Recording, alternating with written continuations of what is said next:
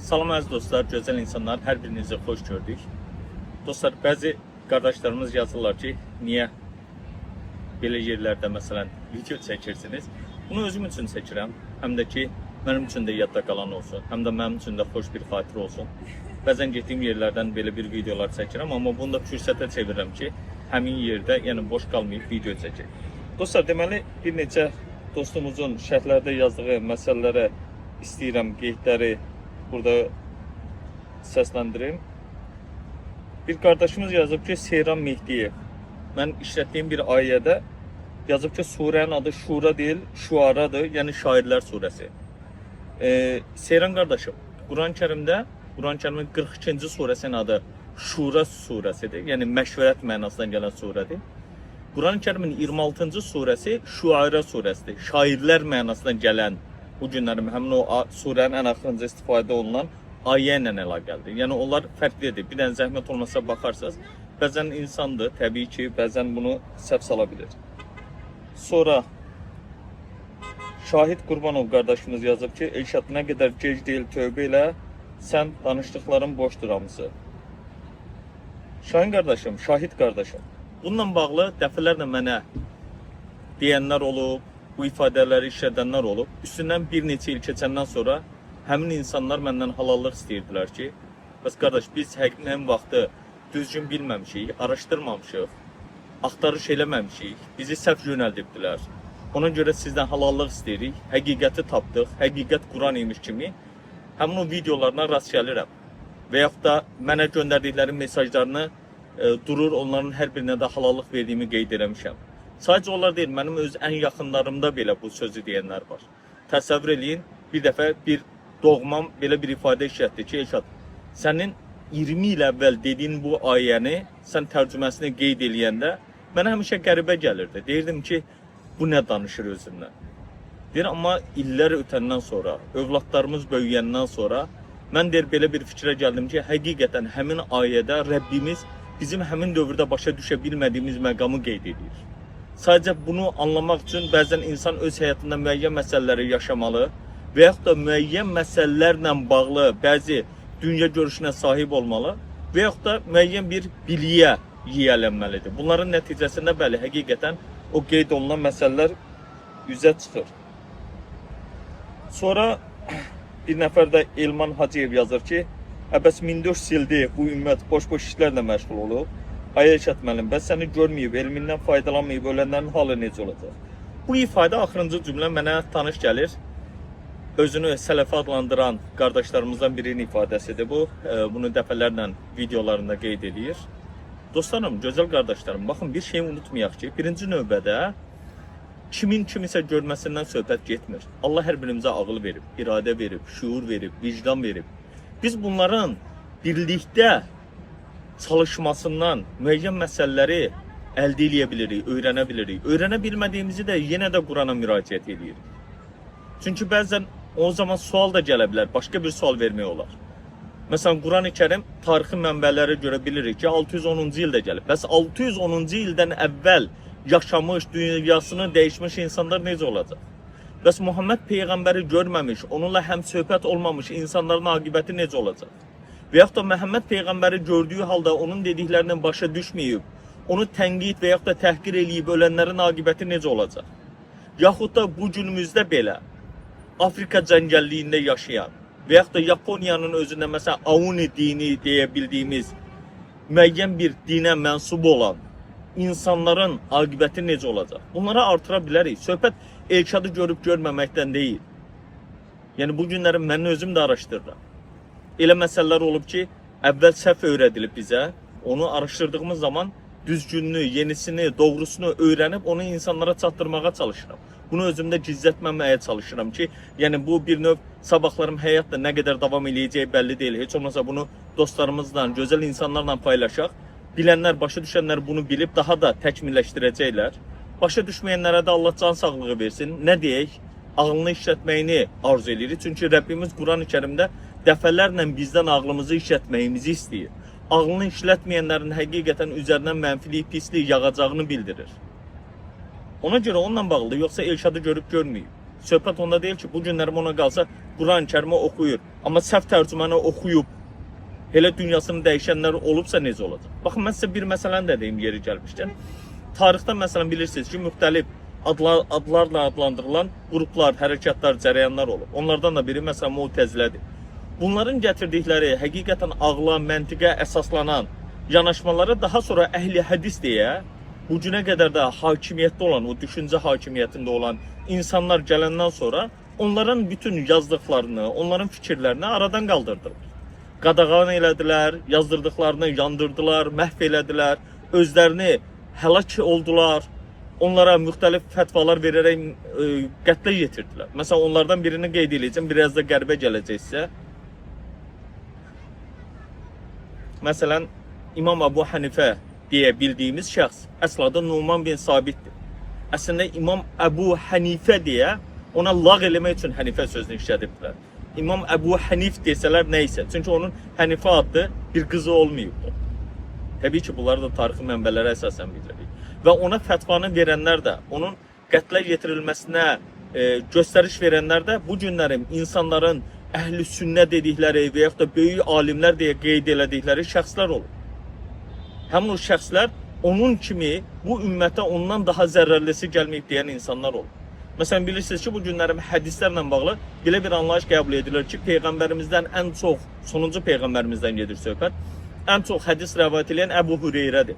Amma İmam Əbu Hənifə həmin Əbu Hüreyrədən gələn hədisləri olduğu kimi qəbul eləməyib. Onları süzgəcdən keçirir. Hətta bəzilərini tənqid edir. Sadəcə biz elə bilirik ki, bunu İmam Əbu Hənifə eləyib, xeyr. Yəni biz müxtəlif rəvayətlərə baxdığımız zaman Peyğəmbərin özünün yaşadığı dövrdən sonra belə, Peyğəmbərimizin xanımlarından biri olan Ayşə anamız belə Əbu Hüreyrəyə qarşı müəyyən məsələlərdə etirazlar eləyib, tənqidlər eləyib onu. Eyni zamanda sonradan ikinci xəlifə olan Ömər bin Xattab belə onun Əbu Hüreyrənin hədis danışmasını qadağan eləyib müəyyən bir dövrdə. Ki o nə gəldi danışmasın deyə. Hətta özü Peyğəmbərdən eşitmədiklərini, buna da hədisdə müəyyən bir terminlər işlədirlər, başqa sahabələrdən eşitdiyini özü Peyğəmbərdən eşitmiş kimi təqdim edir. Və ona görə də minlərlə hədis bu günlərim onun adı ilə bağlıdır. Halbuki o Peyğəmbərin yanında maksimum mövcud olan bilgilərə görə 3 il yarım ya olub ya olmuyor. Amma məsələn Əbu Bəkirin Peyğəmbərin daim yanında olan, canını onun yolunda qoyan, yəni bu yolda öz həyatını həsr eləmiş bir şəxs belə onun hədisləri hardasa 100-150 dənədir. Peyğəmbərdən gətirdiyi iddia edilən hədislər. İmam Əliyə baxsanız, Osmana baxsanız, Ömərə baxsanız hamısı eynidir. Yəni ona görə deyirəm ki, filankəsi gördü, görmədi söhbəti deyil. Allah bizi, hər birimizi məsələn bu günlərim özümüzdən, öz düşüncəmizdən, öz yanaşmamızdan, öz əməllərimizdən haqq hesaba çəkəcək. Quran-Kərimdə nə bildirir? 42 hansı surədə idi? Zümərdə idi ya Zuhrufda idi. Deyir ki, siz bu kitabdan sorğu-sual olunacaqsınız. Qurandan deyir. Demir ki, Elşaddan, demir ki, filan kəsdən, demir ki, ondan bundan. Əlimizdə mövcud olan kitabdan. Əsas budur, bunu düzgün anlamaq. Sonra bir də yazır ki, ay Elşad, sən nə bilirsən, Quran nədir axı? Sənə heç kəs sual ünvanlamır. Yalandan özünü alim kimi aparma. Mən sənə o dəfə dedim, bu yolda sənə çörək yoxdur. Sən özünü ver Hindistana, bəlkə Hristiyanın yanında o sürsümü tapdın, bu məsləhəti qardaşa vermir tələsə. İndi İdris qardaşımız da güya öz dünyasına görə bir növ istehsa eləyir, yaxud da bir növ kinayə ilə mənə bir öz ifadələrini eləyir. Birinci qardaşımızdan xahiş eləsəm Azərbaycan dilində düzgün yazmağı öyrənsə, bu mənə də, məndən ona bir qardaşyana tövsiyə olar, əgər istəyərsə. Özümü heç bir zaman Allah eləməsin, alim saymamışam, saymaram da heç bir zaman. Çünki mən həqiqətən özümü həmişə tələbə hesab edirəm və rəsmi olaraq da tələbəyəm, məsələ odur. Bundan başqa deyir sənə çörək yoxdur bu yolda. Mən heç bir zaman bu yolda çörək istəyənlərdən deyiləm. Çörək axtarışında olanlardan deyiləm. Bunu mənim doğmalarım, yaxınlarım hamısı gözəl bilirlər. Bu yolda heç bir zaman gözləntim olmuyor. Heç bu fakültənin qəbul olanda da ilahiyyata, hətta atam o zaman soruşmuşdu ki, bəs oxuyub qutarıb nə olacaqsan? Mən də demişdim, Allah sənin canını sağ eləsin. Yəni mən həmişə çalışmışam ki, sevdiyim məsələ ilə məşğul olum. Təbii ki, bu da bəzi məsələlərdə mənim başqa yollarımın açılmasına səbəb olub. Bunu inkar eləmirəm, danmıram. Məsələn, iş yerində olsun, məsələn, media təqib mərkəzi qurulanda da 10 illərlə bu şirkətə rəhbərlik eləyəndə də bu mənim sahəm deyildi. Amma oradan Rəbbimizin şükürlər olsun ki, öz çörəyimizi qazanmışıq. Allah bəxş eləyib, nemət olaraq verib. Sonra saytımız olanda da, sonra kitab şirkətim olanda da, yəni bunların hər birindən məsələn müəyyən reklamlar və s. olub ki, bunun da vergisini də hamısından çox ödəmişəm. İndi gələk digər məsələyə. Hindistana get. Hindistanda qardaş milyonlarla müsəlman var. Hətta 100 milyondan çox müsəlman var. Siz bunu deməklə oradakı insanları bir növ rəncidə etmirsiniz. Onları bir növ aşağılamırsınız. Hindistanda Krişnaçılıq deyilən anlayış daha sonra ortalığa çıxıb bu günlərin beynəlxalq bir hərəkatdır, Hare Krishna deyil. O tamamilə başqa məsələdir. Amma Hinduizmin özünə düzdür, onlar Hinduizm deyə adlandırmırlar, Sanata Dharma deyirlər, əzəli əbədi din adlandırırlar.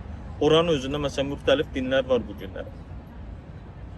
Hindistanda məsələn Jainizm var, Sikhizm deyə dinlər var. Məsələn burada da bəzilərindən görüşdük, onları da gördük. Ona görə bu cürə deməməyinizi sizə məsləhət görürüm sadəcə qardaşlar. Sonra Mehdi Salahov yazıb, siz deyir uzun illərdir ki, Quran tərcümələrində səhvlər olduğunu və bir çox ayələrin düzgün tərcümə edilmədiyini iddia edirsiniz. Lakin iddia etməyiniz kifayət eləmir, əsaslandırmaq lazımdır. Bunun üçün də siz Quranı tərcümə etməlisiniz və öz tərcümənizi təqdim etməlisiniz ki, insanlar oxuyub müqayisə eləsinlər. Heç olmasa tərcüməsini düzgün hesab etmədiyiniz ayəni öz tərcümənizdə səsləndirin. Onu da etmirsiniz nədənsə. Elə o səhvdir, bu səhvdir deyirsiniz, ancaq öz versiyanızı da demirsiniz, dəlilsiz, sübutsuz danışırsınız.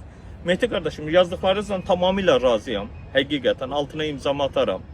Çox gözəl məsələyə toxunmuşsunuz. Amma bir məqam var ki burada. Biz bəzi məsələlər var ki, bunları qeyd eləyəndə məsələn adamlar soruşur. Elşad müəllim, bunun cavabı nədir? Mən həmin tərcümənin yanlış olduğunu bilirəm. Ancaq düzgün versiyasını tam şəkildə bitirmədiyimə görə, içini doldurmadığıma görə bəzən bunu deməməyə çalışıram. Lakin insanlar dəfələrlə bunu soruşduğuna görə səhvini heç olmasa qeyd edirlər. Ki, heç olmasa insanlar özləri düşünsün. Bəlkə başqa yerlərdə cavabı var, mən bilmirəm. Bəlkə o qardaşlarımız, o bacılarımız, o dostlarımız bunu qeyd eləyərlər, mən də öyrənmiş olaram. Burada qəbahət bir şey yoxdur. Mən heç bir zaman hər şeyi bilirəm, deməmişəm, demərəm, deyə də bilmərəm bu. Ona görə də əziz dostlar, əziz qardaşım, bax burada dediyiniz məqam doğrudur tamamilə. Məsələn, amma müəyyən məsələlər var ki, cavabını tapdıqlarımı da onları qeyd eləmişəm. Məsələn, onlara hansını müəyyən surələrlə bağlı, məsələn, Fil surəsini qeyd eləməmişəm, amma Məsəd surəsi deyə bildiyimiz Əbu Ləhəblə bağlı olan surəni qeyd eləmişəm. İnşallah Nas surəsini qeyd eləyəcəm. İnşallah Fil surəsini qeyd eləyəcəm. Bundan başqa, məsələn, Nəml surəsində olan qarışqa məsələsi ilə bağlı məsələni qeyd eləmişəm. İnşallah yenə də İbrahim Peyğəmbərin oda atılması ilə bağlı iddia olunan yanlış tərcüməni də qeyd eləyəcəm. Yaxud da yenə də İbrahim Peyğəmbərdən söhbət düşmüşkən, İbrahim Peyğəmbərin ey Allahım sən insanları necə yaradacaqsan deməyə ilə bağlı 4 dənə quşun başını kəsməyə və s. məsələsini, bunun da doğrusunu qeyd eləyəcəm. Amma məsələn, mən sizə bir misal deyim. O gün dostlarımız da qrupumuzda soruşdular. Allah razı olsun, məsələn İlham qardaşım soruşdu. Deyir ki, ayədə var Bəqərə surəsinin 178-ci ayəsindəki tərcüməsini oxuyacağım. Deyir ki, iman gətirənlər, öldürülənlərə görə qisas almaq sizə vacib edildi. Azad kəsə görə azad olanlar, köləyə görə kölədən, qadına görə qadından qisas alın. Baxın, köləyə görə kölədən. Yəni bu nə deməkdir? Kimsə köləni vurub öldürübsə, sən də başqasının köləsini mi öldürəcəksin? Yəni ona görə elə məsələlər var ki, bu məsələləri düzgün analiz eləmək lazımdır, düzgün təhlil eləmək lazımdır. Belə bir tərcümə ola bilərmi? Məsələn, burada nə edirlər? Ərəbcəsi belədir: Əl-hurru bil-hurri vəl-abdu bil-abdi. Abd sözünə də həmişə qul vermişik mənasında. Abd sözünə qul vermişik. Ondan sonra nə idi o? Cariyə, kəniz mənasında bir əydikum necə idi? Əlinizin altındakılar kimi ifadəni tərcümə eləyib veribdilər eləsinə. Halbuki bizim bugünkü anladığımız qul anlayışının ümumiyyətlə bu Quranda bəhs edilən qul anlayışı eyni deyil. Həmin dövrdəki qul anlayışı təsəvvür edin ki, filan kəsin qulu deyəndə həmin adam, həmin adamın adından, yəni sahibinin adından, əfəndisinin adından, Rəbbinin adından beynəlxalq idxalat, ixracatla məşğul olur. Yəni bizim təsəvvür elədiyimiz kimi əli, qolu bağlı, zəncirli, orada otur, burada oturma deyilən və suyumu gətir, apar deyilən bir anlayış değildi. Bizə çünki o qədər hər bir şey səhv təqdim olunur ki, ona görə işin içindən çıxamırıq. Bu sadəcə din məsələsində deyil. Tarixi məsələlərə baxsaq da bunu görə bilərik. Məsələn, bizə indiyə qədər öyrədilib daş dövrü. Tarixdə bütün övladlarımız bunu keçir. Dəmir dövrü, tunç dövrü və s. Daş dövrü dediyiniz dövrdə dəmir olub mu, olmayıb mu? Dəmirdən istifadə olunub mu, olmayıb mu? Bir yerdə arxeoloji qazıntılar tapılır. Həmin yerdəki daş dövrü ilə əlaqələndirilir. Amma eyni dövrdə başqa bir yerdə bir də baxırsınız ki, həqiqətən dəmirdən də istifadə olunur. Və yaxud da insanların yaradılışı ilə bağlı istifadə olunan Homo erectus, Homo habilis, Homo sapiens deyirlər. Sonra nə bilim bunları ardıcıllıqla qeyd edirlər. Neandertallar deyirlər. Amma bir də görürsünüz ki, bir yerdə tapıntıda həmin o Neandertallarla Homo sapiensdən baxdığınız zaman eyni dövrdə yaşadıklarının şahidi oluruq. Yaxud da bu günlər əlimizdə deyək ki, bir ağıllı telefon işlədirik. Bu günlər ağıllı telefon nədir? Elektrik enerjisindən məhrum olan insanlar var. Onlara o zaman geridə qalmış, müasir dövrə gəlib çatmamış, yəni bizlə eyni dövrdə yaşamayıb mərhələli şəkildə gələn insanlar olaraq mı təqdim eləməliyik? Yəni ona görə bəzi məsələlər var ki, bunları düzgün şəkildə qeyd etmək lazımdır. Dediyinizdə haqlısınız, razıyam həqiqətən. Tərcüməsini elədiyiniz inanın çox vaxt tələb edir. Bəzən bir ayənin üzərində günlərlə, bəzən aylarla düşünməli, araşdırmalı, fikirləşməli oluruq. Bir də baxırıq ki, məsələn, keçən dəfə Naziyyət surəsini çalışırdım, ona görə bir kənara qoydum.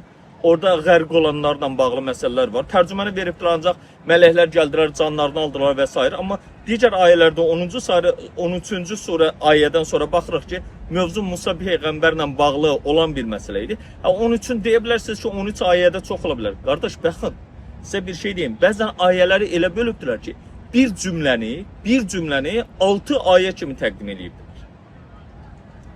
Yəni bu ayələrə bölünmə sonradan olubdur bu təbii ki. Yəni rəqəmlənmə 1920-ci illərdən sonra, hətta 1924-cü ildə olduğu Misirdə ilk dəfə həyata keçirildiyi bildirilir. Kronika deyə bir şey var. Keçən dəfə Viyana Universitetinin İslam ilahiyyatı ilə bağlı fakültəsinin dekanı ilə bir yerdə qaldıq, bir yerdə söhbətimiz oldu geniş. O bu kronika məsələsi ilə bağlı məşğul olan insanları, onların Avropada hansı cərəyanları qurduqlarını, onların düşüncələrini, ondan sonra onları necə müdafiə elədiklərini və yaxud da necə yanıltdıqları ilə bağlı müəyyən məqamları qeyd elədi. Özü də indi 3 cildli bir kitab yazır Alman dilində. Bunu da öz birinci tədris vəsaiti olaraq təqdim edəcək, sonra başqalarına. Neysə, söhbəti uzatmaq istəmirəm dostum. Yəni burada Mehdi qardaşım, elə məqamlar var ki, bəli, üzərində işləyirəm. Ancaq sual verildiyi zaman səhv olduğunu qeyd edirəm ki, məsələn, bu səhvdir. Doğrusu nədir, onun üzərində işləməliyəm. Məsələn, Tövbə surəsində qeyd edədiyim Əbu Bəkir məsələsi kimi təqdim olunan məsələnin Davud peyğəmbərlə bağlı olması. Ondan başqa, məsələn, Quran-Kərimin 33-cü surəsi var, Əhzab surəsi. Əhzab surəsinin, məsələn, keçən dəfə bir tanınmış müğənnimiz də adını çəkməyəcəm, bir sual verir. Orada tamamilə çox maraqlı məqamlara qeyd edilir. Məsələn, orada ayənin əvvəlində belə qeyd edilir. Bismillahirrahmanirrahim. Ya yuhən nəbi, innə əhlənə ləkə əzvəcəkə ləti ətəytə ucurəhunna və mən mələkət yaminuk. Mən mələkət yaminuk, biraz əvvəl demək istədiyim o cariyə məsələsi bu idi. Baxın, buna belə tərcümə verilir. Ey Peyğəmbər, mehirlərini verdiyin zövcələrini, Allahın sənə bəxş etdiklərindən sahib olduğun cariyələri, səninlə birlikdə hicrət eləmiş əmin qızların, biblərin qızları, dayın qızları, xalalan qızları, ha belə Peyğəmbər onunla evlənmək istədiyi təqdirdə özünü Peyğəmbərə bağışlayan hər hansı bir mömin qadını sənə halal elədik. Yəni onsuz da Qurana görə əmin qızıdır, xala qızıdır, bunların sonra dayı qızıdır. Bunların evliliyi ilə bağlı bir qadağa yoxdur ki, burada niyə deyir ki, sənə halal elədik? Niyə? Çünki ayənin əvvəlindən məsələnin məğzini biz itiririk. Niyə? Nə var burada? Ayədə nə deyir? Birinci deyir ki, İnnə əhləlnə ləkə, sənə halal elədik sözünü çıxardırlar. Əzvəcək deyəndə. Məsələn, zövc sözü biz bilirik ki, bəli, yoldaş mənasında işlənir. Məsələn, bir kişi, mənim yoldaşım deyəndə onun həyat yoldaşı, xanımından, arvadından bəhs edildiyi başa düşülür. Bir qadın yoldaşım deyəndə onun həyat yoldaşından, ərindən bəhs edildiyindən başa düşülür. Amma bundan başqa məsələn insan var ki, öz dostu ilə bağlı deyir yoldaşımızdır və yaxud da yoldaşımdır, yol yoldaşımdır və s. bir çox ifadələr işlədə bilir. Bu o zaman onunla əzvəc dediyi zövcə və yaxud da zövc mənasına gəlmir ki. Ona görə bunun ipi burada unudulandan sonra, səhv gedəndən sonra və yaxud da düyməni səhv bağlayandan sonra hamısı səhv gedir. Bax, problem buradan qaynaqlanır. Ondan sonra məsələnin digər tərəfi var. Ki, Quran-ı Kərimin özündə zövc sözünün, cəmi olan əzvəc sözünün ər-arvad mənasına gəlmədiyi məqamlar varmı? Bəli, var. Başqa ayələrdə var bununla bağlı. Onları da qeyd eləyəcəm. Yəni, ona görə bu ayəni tam bitirməmiş deyəndə ciddi problemlər yaranır. Və məsələ bununla bağlıdır. Məsələn, Quran-ı Kərimdə yenə də bunu da deyim, yekunlaşdırım. Quran-ı Kərimdə Yusuf surəsində müxtəlif qapılardan girməsi ilə bağlı deyək ki, Yaqub peyğəmbərin övladlarına dediyi bir sözü. Bu günlərim götürübdülər, göz dəyər sizə, bununla bağlı olduğunu qeyd edirlər. Amma mövzunun ümumiyyətlə göz dəyməklə və s. ilə əlaqəsi yoxdur. Çünki İslamda ümumiyyətlə göz dəymə dediyimiz, bədnəzər dediyimiz anlayışa heç bir zaman sahib olmağımız mümkün deyil. Ona görə də əziz dostum, bəzi tərcümələrdə haqlısınız. Səhvlər olduğu zaman o səhvləri qeyd edirəm. Doğrusu nədir? Məsələn, onu yazdığım İslamda varmı adlı kitabımda yazmışam bəzilərinin doğrularını. İslamda yoxdur adlı kitabımda qeyd eləmişəm. Ali İmran surəsinin izahlı tərcüməsi adlı kitabımda bəzilərini qeyd eləmişəm. Yəni bunları davam elətdirirəm. Məsələn, orada birində qeyd edeyim. Məsələn, İsa peyğəmbərin güya bələkdə uşaqkən danışması. Bu məsələni də qeyd eləmişəm. Sonra peyğəmbərlərin öldürülməsi ilə bağlı iddia edilən məsələ. Həmin o məsələni də qeyd eləmişəm. Yəni, səhvlərini dediklərin bəli cavabını tapmadığım və yaxud da deyə bilmədiyim, içini dolduramadığım ayələrin tərcümələri var. Amma doldurub yazdıqlarımı da bir neçə, elə 3 kitabımın adını qeyd elədim. Ora baxa bilərsiniz, oradan da bunları götürə bilərsiniz. İndi isə sizdən sağollaşıram. Sağ olun, Allah'a əmanət. Növbəti video söhbətlərdə görüşənədək.